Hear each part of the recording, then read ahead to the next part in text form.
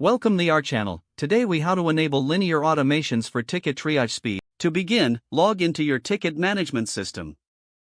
Navigate to the settings menu, usually found in the upper right corner of the dashboard.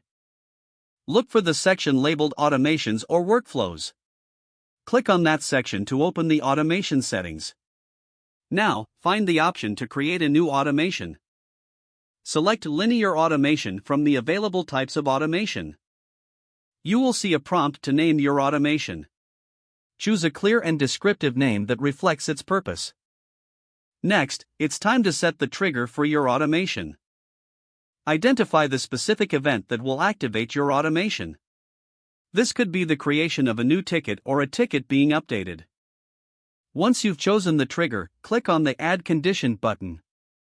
Conditions allow you to narrow down when the automation should apply. Select conditions based on ticket priority, type, or status. After adding your conditions, proceed to define the actions. Actions specify what will happen when the automation is triggered. For ticket triage, common actions include assigning tickets to specific agents. You may also set auto-responses or notifications to relevant team members. Review all the settings carefully to ensure accuracy. Once satisfied, save your automation configuration. Your newly created linear automation should now be active. To test it, create a sample ticket that meets your defined conditions. Monitor the ticket to see if the automation runs as expected. If necessary, revisit the automation settings for any adjustments. Congratulations, you've successfully enabled linear automations for ticket triage speed.